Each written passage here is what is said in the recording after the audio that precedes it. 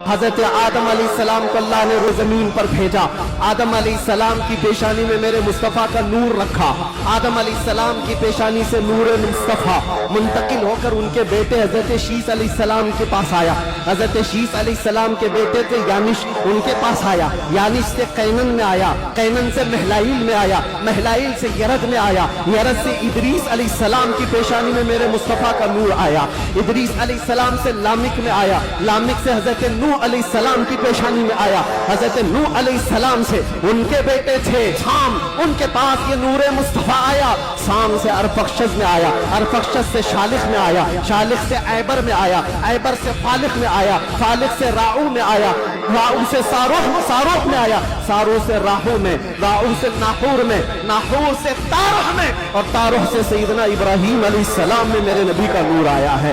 یہ میرے آقا کا سفر بتا رہا ہوں، نسب بتا رہا ہوں. ابراہیم علیہ السلام کی پیشانی مبارکہ سے یہ نور منتقل ہوتے ہوئے سیدنا اسماعیل علیہ السلام کے پاس آیا.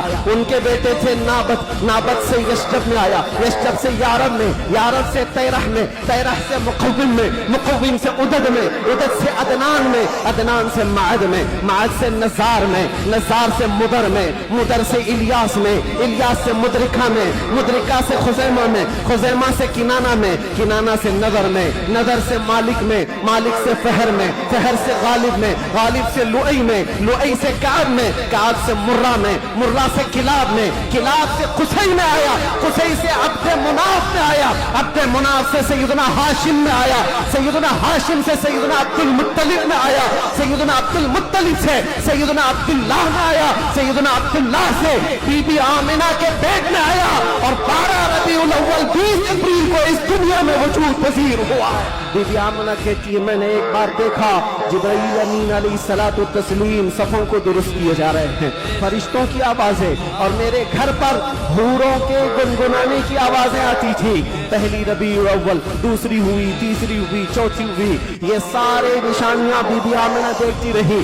کہتی ہیں 12 ربیع الاول کا وقت تھا، یہ 20 اپریل نہیں ہوگی. میرے عزیزوں، بی بی آمنہ کہتی ہے اچانک میری پیشانی سے ایک نور چمکا. میں مکہ میں بیٹھ کر کے ملک شام کے محلات کو بھی دیکھ رہی تھی، عراق میں موجود بصرہ کے محلات دیکھ رہی تھی.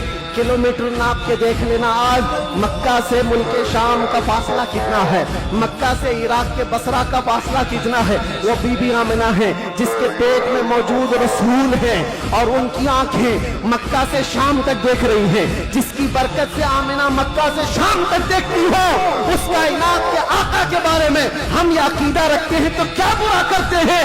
ہم یہاں سے پکارے وہ وہاں سے سنے، مصطفیٰ کی سماعت پہ لاکھوں سلام. جب حضور نے اعلان کیا تھا اپنے نبوت کا، اور 13 سال بعد جب مدینے آئے تھے تو مدینے والوں نے خوشیاں کیوں نہیں منائی؟ یہ پوچھنا ہے تو پوچھو، ہم تمہیں تاریخ کی ہر کتاب کھول کر زناتے دار تھپڑ مار کر کے بھی بتائیں گے. وہ بنو نجار کی بچیاں جو پڑھتی تھیں، آج بھی ہر مسجد سے آواز آتی ہے طلع البدر علینا من ثنیات الوداع وجب الشکر علینا ما دعا للہ داعی. وہ بچیاں کیا کہتی تھی؟ یہ دف بجا بجا کر حضور کا استقبال کرتی تھی. وہ یوں کہتی تھی ارے ثنیۃ الوداع کی گھاٹیوں سے ہم پر 14ویں کا چاند آ گیا ہے.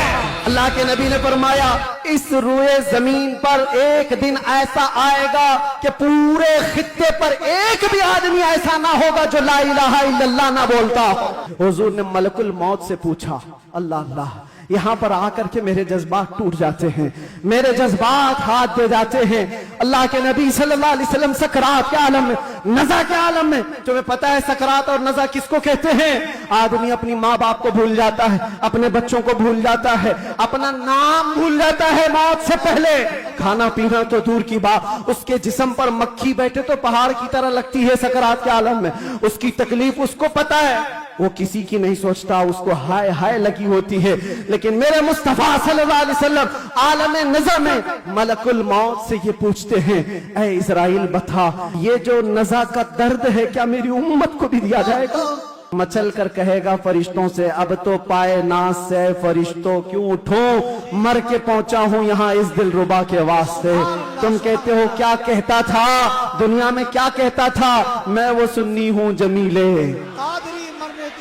میرا لاشا بھی کہے گا اور سنی تو یہی کہے گا فرشتے اٹھائیں گے قبر میں. کیا کہتا تھا اگر پوچھتے ہو تو ہم سچ سچ بولیں گے, کچھ بھی جھوٹ نہیں بولیں گے.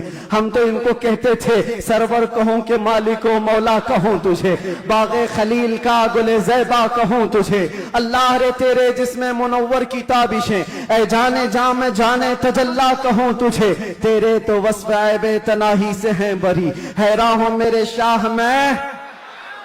کیا کیا کہتے تھے سب بتاؤ, لیکن رضا نے ختم سخن اس پہ کر دیا. خالق کا بندہ خلق کا, سب یاد کر کے جاؤ. قبر میں فرشتے پوچھیں گے تو کیا کیا کہنا ہے. میں بولوں گا ہاں میں یہ کہتا تھا, سب سے اعلیٰ وہ اولا, سب سے بالا وہ اولا, بجھ گئی جس کے آگے سبھی مشعلیں, شمع وہ لے کر آیا ہمارا نبی. خلق سے اولیاء, اولیاء سے رسول, اور رسولوں سے اعلیٰ. لبیک یا رسول اللہ, لبیک یا رسول اللہ, لبیک یا رسول اللہ.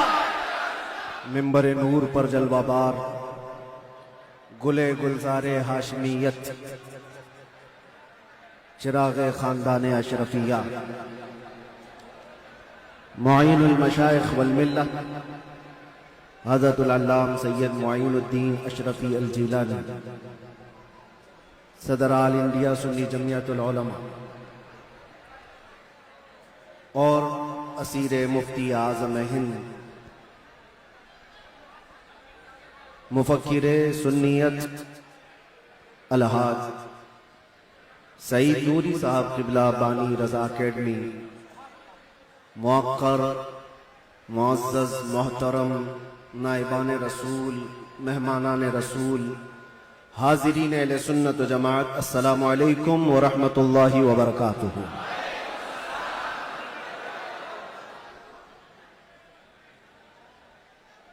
الحمدللہ, الحمدللہ الحنان المنان, الذي خلق الإنسان وعلمه البيان, والصلاة والسلام على رسوله سيد الإنس والجان, وعلى آله وأصحابه ذوي الخير والإحسان, أما بعد, فأعوذ بالله من الشيطان الرجيم, بسم الله الرحمن الرحيم.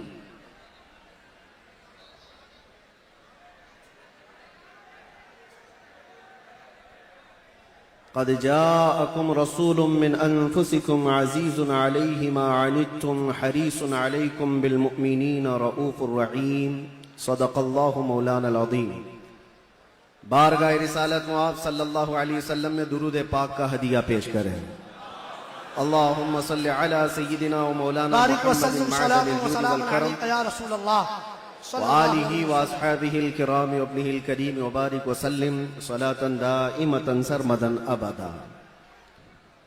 گفتگو کا آغاز کرنے سے قبل ہی میں آپ سب کو بتانا چاہتا ہوں کہ آج کی یہ محفل رسول جس تاریخ میں منعقد کی گئی ہے وہ عظیم تاریخ ہے, یوم ولادت مصطفیٰ صلی اللہ علیہ وسلم. شمسی تاریخ کے اعتبار سے دیکھا جائے تو 20 اپریل میرے آقا کی ولادت کا دن ہے. آج آپ لوگ مولود مصطفیٰ میں شریک ہیں,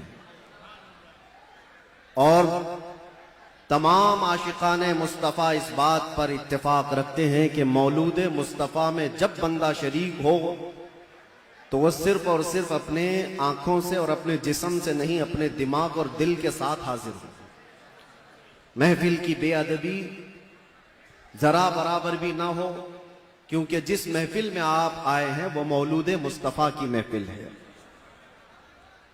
باوضو ہونا چاہیے, بولنے والے کو بھی سننے والے کو بھی. اور فرمایا گیا ہے کہ جب مولود مصطفیٰ میں کوئی بیٹھے تو وہ تصور حضور کے زلفوں کا کیا کرے, وہ تصور رخ مصطفیٰ کا کیا کرے, اور ہنگامہ آرائی سے وہ بے پرواہ رہے, اس لیے کہ بات محبوب کی ہو رہی ہے.